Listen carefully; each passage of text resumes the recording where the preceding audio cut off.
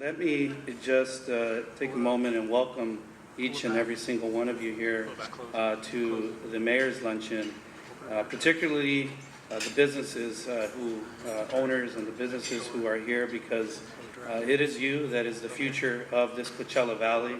It is you who make the difference in the lives of so many of our residents, not only within the city of Coachella, but throughout the greater Coachella Valley.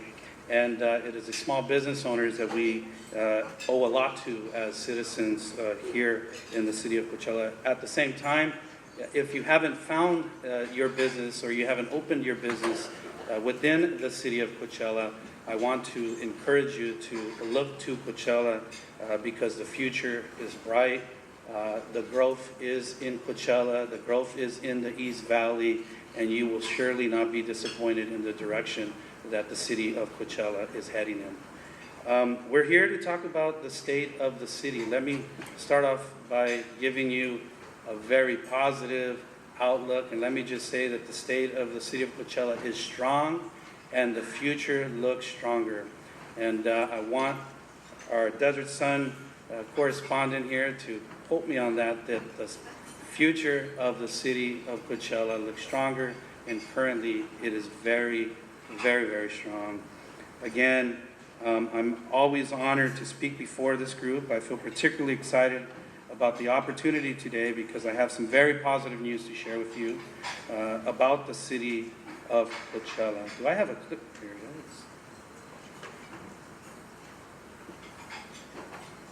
I always start by just giving an introduction of who we are as a city council. We have a very young but talented and educated council here within the city of Coachella. Our educational pedigree, I think, is second to none here in the Coachella Valley, with graduates from University of California, Riverside. I know there's some Highlanders in the house, so welcome our UCR Highlanders. And let's give them a hand of applause. We have graduates again from Harvard University, USC, and David Garcia, our city manager, always wants us to throw in the University of Texas. And he likes to talk about that football game with USC against the University of Texas. And yeah, long time ago. But nonetheless, I think we have a very good leadership team that has been leading the city for the last 10 years. Obviously, there's been a little bit of a change with our previous mayor, which was Eduardo Garcia, who's now the state assembly member. But this group has been the nucleus of a lot of the exciting changes that are occurring within the city of Coachella. Let me just preface what I'm about to say in giving you kind of the roadmap of where we're concentrating on as a city. For us at the city of Coachella, we've concentrated on three things. And I think that these three items are pillars that any city can concentrate on. One is public safety, two is infrastructure, and three is economic growth and mobility. I've seen many cities, such as the city of Temecula. I know our senator's here. He was a former council member in the city of Temecula. But this is one of their three pillars that I know that city concentrated on back in the day. And we are not reinventing the wheel. We are looking at good models from throughout Southern California and bringing that model into the city. And again, it's these three pillars that are really enforcing and really enlightening our direction as the city of Coachella. So much so that we recently had an independent survey by Pobowski Research 2 months ago, and they found that 75.6% of Coachella residents believe that the city is doing a good job and is on the right track. 75.6% of our residents believe that we are on the right track. You can be in Palo Alto, you can be in Temecula, you can be in any coastal city, and I don't believe that you're going to get an approval rating like the city of Coachella has had recently. we're on the right track. We're doing good things. Our residents are bringing positive attitudes forward, giving us positive feedback. But that doesn't mean that we're perfect, and that doesn't mean that that there are not different attitudes or different concerns within the city. But I will say that we have a council, more importantly, that listens, that's not afraid to listen, that's not afraid to give feedback, and that's always searching to be reflective of our decisions to make better and positive outcomes. So who are our residents? Our residents, our median age is 26 years old. We're a very young, very vibrant city, full of energy, full of families, and at the same time, we're 98% Hispanic Latino. So for all of those out there worried about immigrants and Hispanics and saying these derogatory remarks about them, it's not true. It's not true. We here in the city of Coachella, I think, are a reflection of a lot of positive things that are going on with the Latino community, and we're a reflection of how hard work, how family values, how being positive and being progressive can really transform and create a very, very positive city. We're 45,000 residents and growing.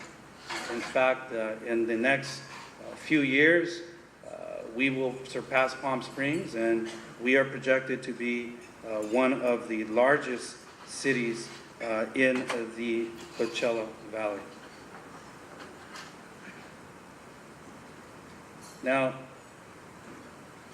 I want to touch upon the tale of two cities, because while we are the same size of the city of Palm Springs, our budgets are not. That city obviously has 5 times or 4 times the amount of budget that we have in the city of Coachella. We have a budget of about $20.7 million. Palm Springs has a budget of $97.5 million. That means we have to work a lot more efficiently to get the most bang out of every dollar we take in. And despite the obvious fiscal disparity we face, Coachella has a balanced budget and has significant reserve funds. So when we last looked at our budget, we have over $8.5 million in reserves and growing. And our budget is balanced. We have a $20.7 million budget, and next year we're projecting about $22 million in our budget. So we are continuing to grow our revenues. If you compare us to other comparable cities, such as Banning, such as cities like Menifee, or other cities throughout Cathedral City, or the city of Indio, things of that sort, we're very comparable. In fact, I think we are in a very favorable financial position to move in the future. And this has only happened because we've been fiscally disciplined.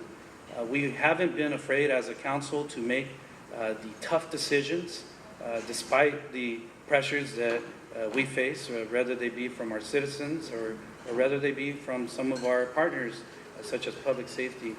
For us, it's important to make cuts now as opposed to making them later when things become more drastic. And because of our fiscal approach, our fiscal discipline, we find ourselves in a very, very favorable position with ample liquidity and ample dollars to really do some dynamic things in the future. For the past 4 years in a row, Coachella has received certificates of achievement and excellence in financial reporting from the Government Finance Officers Association. The award, which was received in May, is the highest form of recognition in government accounting and financial reporting. It speaks volumes about the excellent job our finance department is doing, and we got to give a big hand of applause to our finance director, Bill Patterson. So I'm going to go ahead and do that.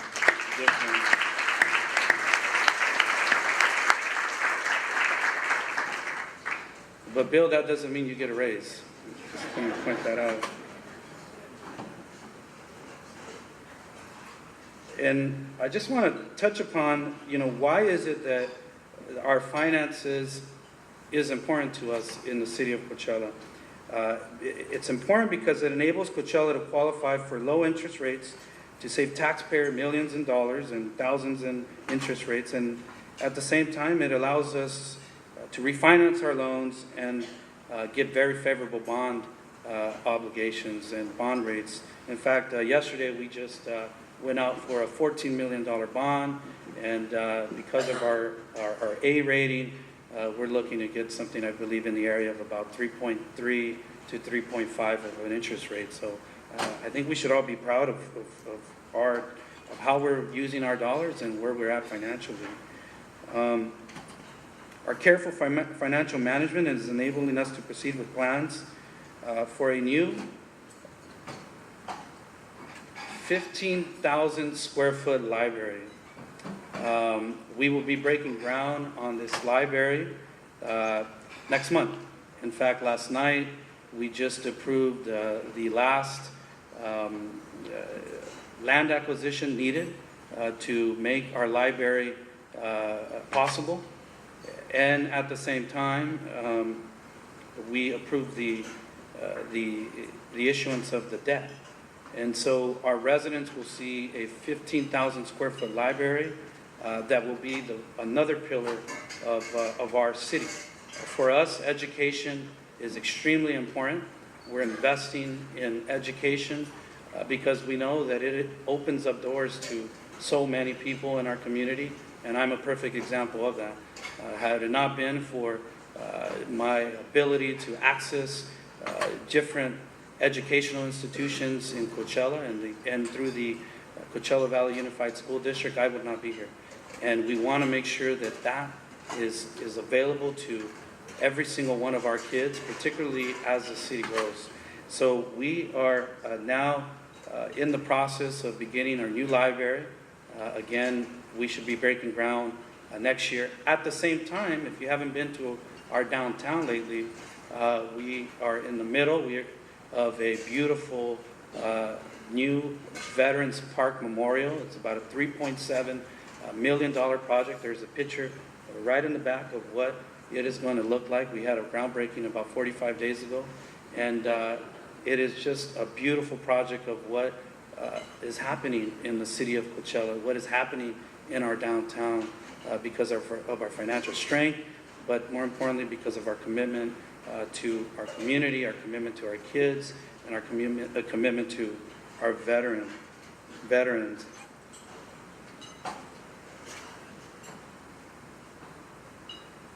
So, how are we doing this?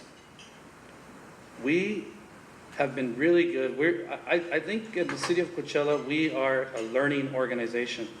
We're an organization that is able to identify dollars, state monies, county monies, federal monies.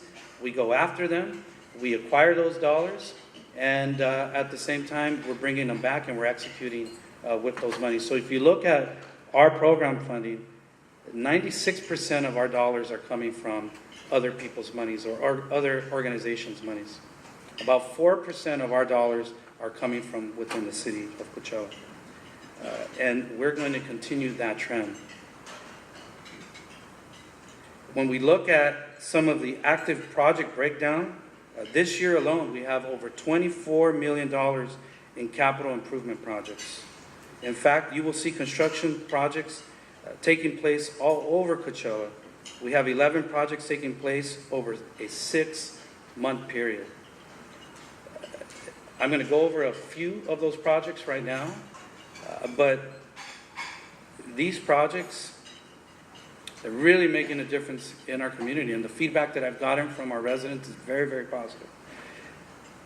We have a traffic signalization project along the Harrison corridor. This is a $2.2 million project designated to expedite the flow of traffic along the city's main north-south corridor. We have a widening of Avenue 48, which we are spending $3.5 million in grant funding with our partners from RCTC as well as the County of Riverside. Avenue 52 will see some significant improvements from Grapefruit all the way down Avenue 52, clear across through Harrison. Tyler Street will also be seeing a significant improvement, about $500,000 to fix Tyler Street. That's near our business corridor. We have over $1 million in safe routes to school that we will be installing additional traffic signals, sidewalks, and needed improvements to improve our safety of our children. We have about $100,000 of projects that will calm traffic throughout the city. And then at the same time, we're doing sidewalks in our city near the Rancho Las Flores Park and along the Avenue 48 corridor.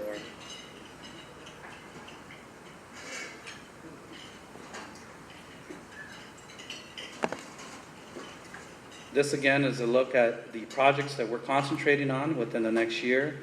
Avenue 48, Grapefruit Boulevard, the Van Buren Street and Tyler Street, as well as different safe routes to school improvements. Let me just explain why it's important to invest in infrastructure for our small businesses. When a city can take care of its infrastructure, it really positions itself to attract economic development.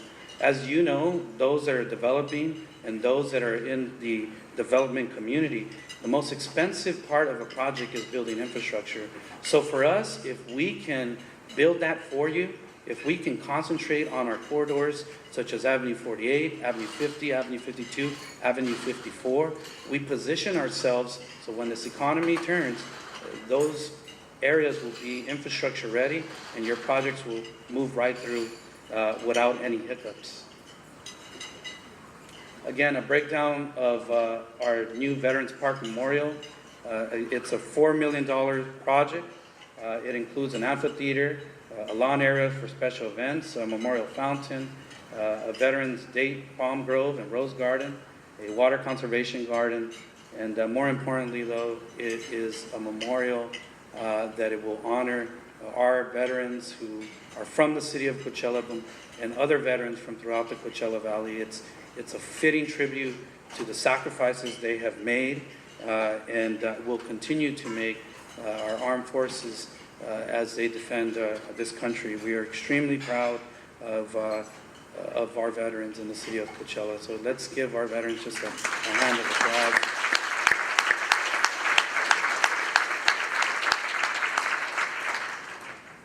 We want to invite you for the grand opening of our Veterans Park. It's scheduled for November 6th. So if you could all put that on your calendar for that grand opening.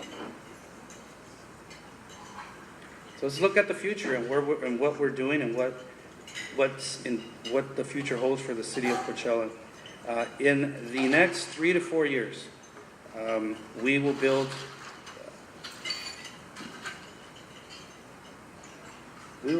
3 new bridges within the city of Coachella. And these bridges, they are on the Avenue 50th corridor over the Wash, over the 86 corridor as well, and we're shooting for one up there on the Avenue 50 and the 10. These bridges, each one of them, they're very complex in nature. They total, each one is about $40 to $60 million. And so altogether, that's something of an investment of about $120 million within the next 3 to 4 years. The good thing is that they are all funded. They are all funded. And so we're going to see some significant investments in our infrastructure again. And we'll begin with the first one, which will be the 50th bridge over the Whitewater Canal. I believe that is about a $42 million project. We will be breaking ground on our bridge next year.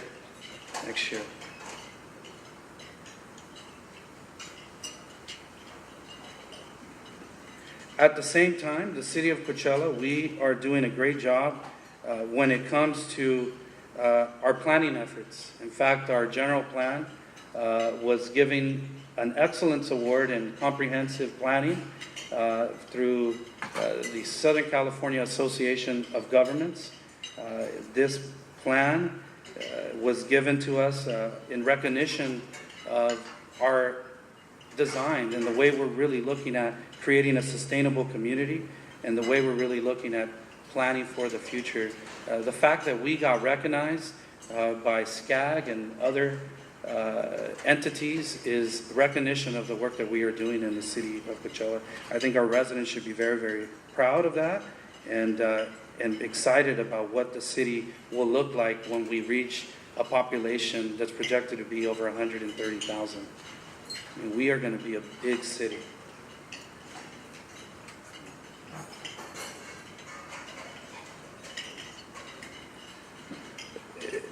We have also made some significant investments when it comes to our economic development. We are creating jobs in the agribusiness sector. In fact, Ocean Mist Farms recently expanded its produce cooler by 40% and made other improvements to accommodate increasing quantities of 30 different types of winter vegetables that are being brought in from the fields in eastern Coachella Valley as well as the Imperial Valley in southern Arizona. Meanwhile, Anthony Vineyards, which owns a 50% stake in Sunday, has built a 37,000 square foot freezer, which is enabling it to expand its produce business in the Coachella Valley. Woodspur is a leading global company in Coachella with over 50 farms and 500 seasonal employees, and it's also expanding its operations with a large processing and package facility and upgrade and a significant new planning initiative involving many of its date farms. Woodspur grows more than 24 organic and conventional varieties, including Majules, Deglanor, and Golden Zahidi. The company sells fresh dates, date paste, dates, syrups, any dates that you would want. And they are doing a great job here in the city of Coachella. Now, let me get into a topic that I'm sure a lot of you have heard in the news and in terms of where we're moving. Now, several new businesses are also coming to Coachella to diversify our agribusiness economy by developing new facilities in our backyard that produce marijuana for medical and recreational uses. These businesses are highly regulated and will produce additional tax revenue and employment for our residents, especially after the November elections when voters are expected to pass a ballot initiative changing state laws to authorize the recreational use of medical marijuana. We have, as a council, decided that we're all in when it comes to medical marijuana in the cannabis industry. When you look at who we are as a community, we grow 120 commodities. Dates are one of them, grapes are another, every wintergreen that you have on your table is another. Every produce that we grow. In the next 30 days, we're going to grow 121. And that will be through cannabis. Now, our approach is very conservative when it comes to cannabis, but it's also very progressive because we allowed it. But having said that, we're concentrating it to one area. We're concentrating it to our junkyard area, which is an area that frankly needs redevelopment. If you look at that zone is blighted. That zone is not having the economic success that it had in previously. And so for us, it was a conscious effort to really try to bring in a new industry to this area. I'm happy to announce that last night we approved the development agreement and a business development agreement. Let me go over a little bit of math on what the city will be receiving from this industry. The industry is going to be building a $25 million facility, a competitive Cultivation Technologies Incorporated, that's CTI, they are our lead. They will be building a $25 million facility. In return, the city will receive $6 million in tax revenue every single year. In addition, we have a business development agreement that could potentially grow to about $1 million to $2 million a year. The city will be getting paid for its name, Coachella. When you look at that agreement, the business development agreement, it's extremely important for us to get paid on our name. As you know, Coachella is an international brand. That's happened because of the success of different festivals throughout the Coachella Valley. But we need to take advantage of it. We need to get paid for that name. And I'm proud to announce that through working with our partners with CTI, as new facilities go in other cities, the city of Coachella will be receiving a portion of that revenue back to its residents and back to the city of Coachella, so that we can do what we need to do, such as invest in parks, such as invest in infrastructure, and such as invest in public safety.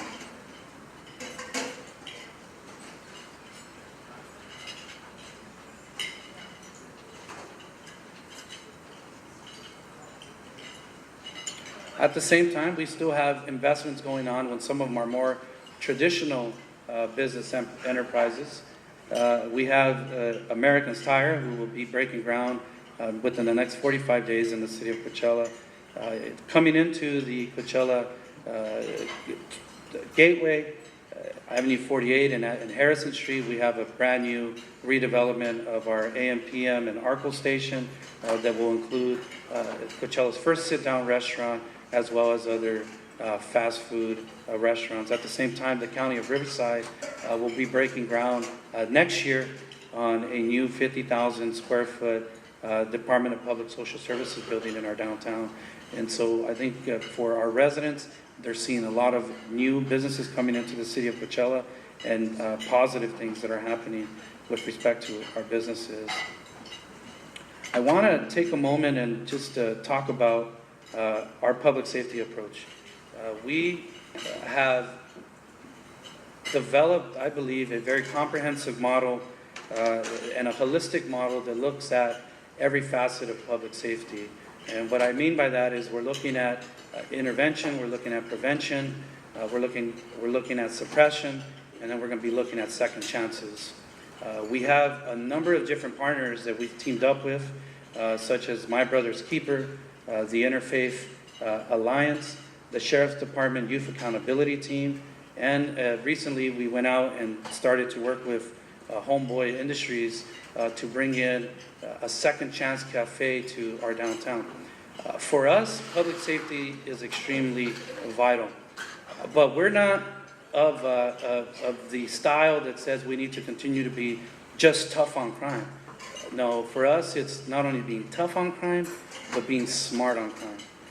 When you look at the models that have existed with the being tough on crime approach, I hate to break it to a lot of folks, but it's bankrupt communities, it's bankrupt different government institutions, or if it hasn't, it's about to.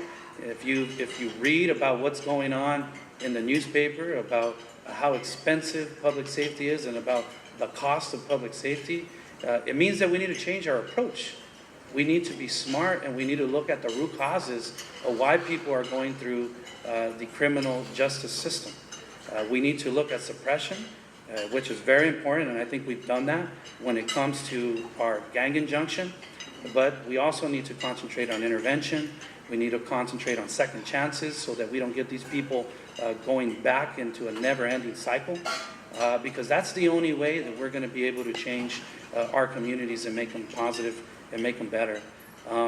We are committed as a council to doing that. I think for the last 2 years, we've been really looking at a multifaceted approach with our partners, and we're committed to that. As the years go by, irrespective of who's up here as mayor, who's on the city council, it's important that we continue to be smart on crime, and that we look at intervention, that we look at prevention, and that we look at second chances. If not, we can't arrest our way out of this issue. And for us at the city of Coachella, we're going to look at every single component of how to deal with the criminal justice system, as well as how to deal with our residents here in the city of Coachella. And I'm proud of that work. Let me just say that.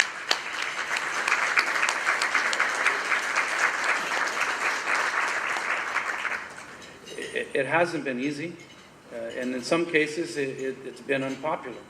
But what we do know is that we can't sit back as a government and not do nothing.